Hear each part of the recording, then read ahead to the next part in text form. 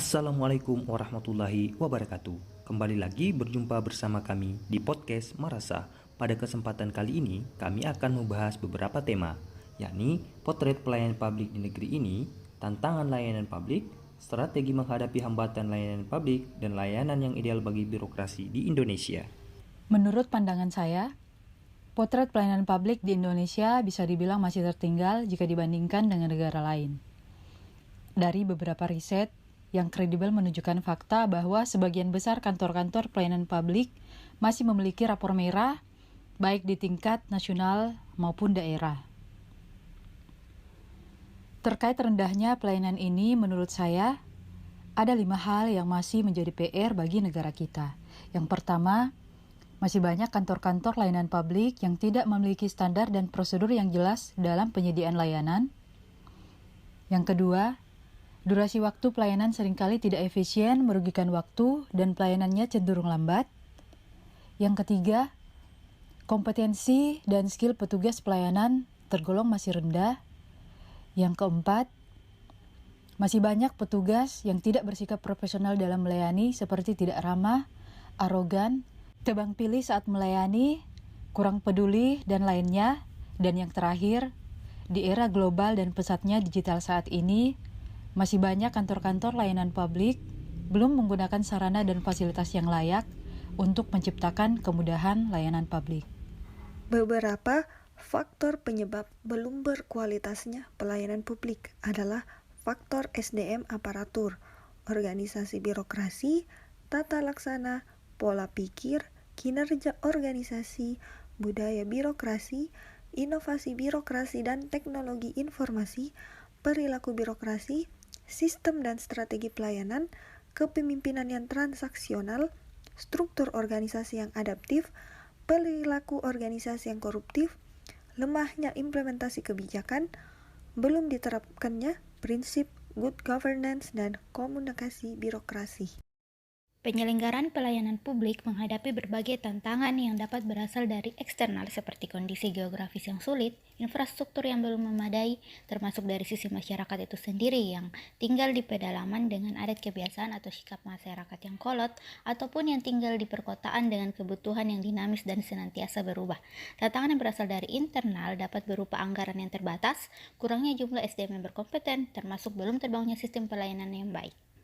Menurut saya, strategi menghadapi hambatan dalam pelayanan publik adalah mengembangkan perangkat digital yang dapat mendukung mobilitas pegawai dalam memberikan layanan kepada masyarakat, dengan tetap memperhatikan transparansi dan akuntabilitas.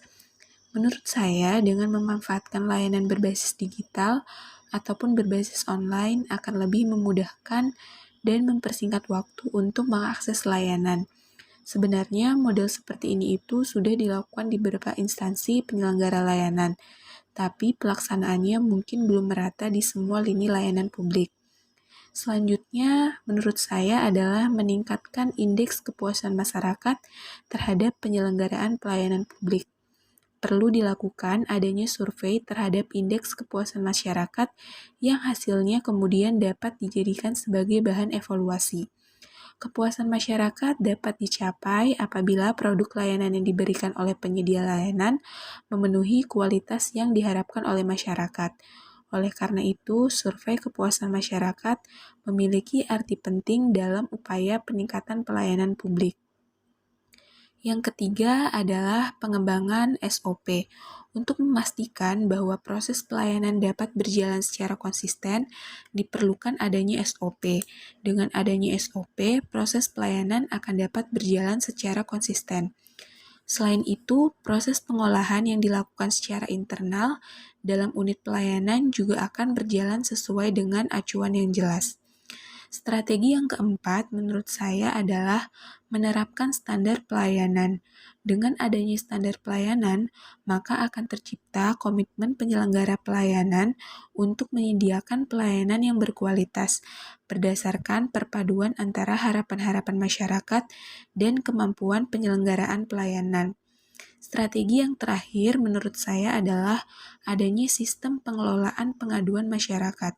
Pengaduan masyarakat akan membuat penyelenggara layanan secara konsisten akan menjaga pelayanan yang dihasilkannya.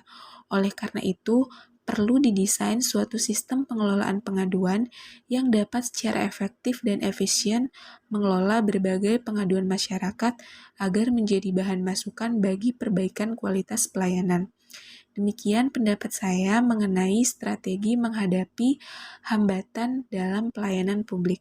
Pelayanan publik merupakan hak setiap warga negara dan pemerintah sebagai pelaksana pelayan publik harus mampu memberikan pelayanan prima kepada masyarakat sesuai dengan yang telah diamanatkan oleh konstitusi. Menurut saya, idealnya pelayanan publik di Indonesia harus bersifat mudah dan murah. Dalam artian, persyaratan yang dibutuhkan masuk akal dan mudah untuk dipenuhi, dan biaya yang dibutuhkan oleh masyarakat untuk mendapatkan layanan terjangkau oleh seluruh warga negara. Selanjutnya, pelayanan publik tidak boleh diskriminatif.